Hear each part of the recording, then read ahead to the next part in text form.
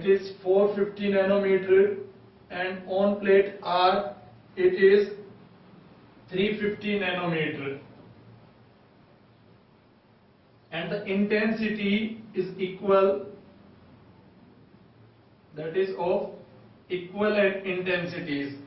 Then the correct IV graph for this experiment, so the 4 graphs are given and we have to find out which graph is correct one.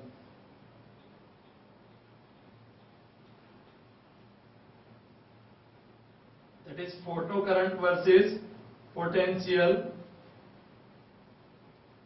I versus V graph. So the first graph is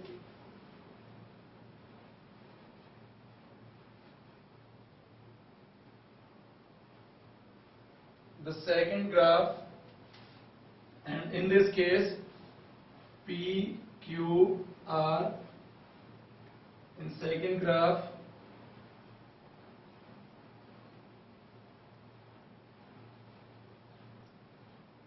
that is the saturation current is same, P, Q, R. The third graph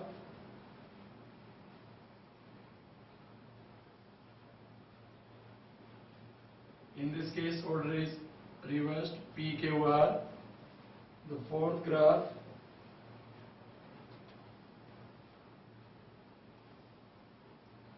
and in this case also order is reversed, P, Q, R.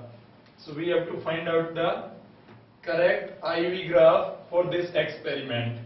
Now first we have to check whether the saturation current or the maximum current in this graph or for these three metals will be the same or not. Now the saturation current, the light used is of equal intensity, but the wavelength of light used in these three cases is different. So if let's say if n is the number of photons in unit time,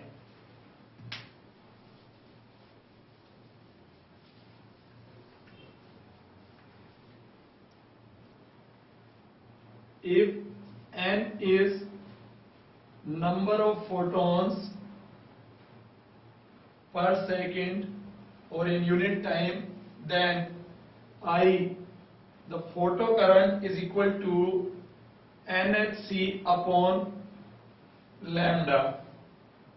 This implies photocurrent for plate P, for Q and for plate R, their ratio will depend on Np, number of photons per second in this radiation, and in this radiation, Np, Nq, Nr.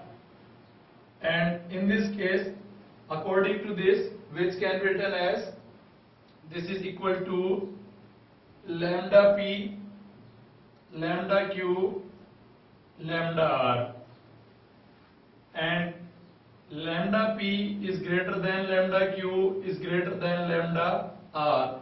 This implies the saturation current Ip will be greater than Iq will be greater than IR. The second thing about their stopping potential. So the stopping potential V is equal to 1 upon E Hc by lambda minus phi. So for lambda, for P is this one, for Q is this one, for R is this one.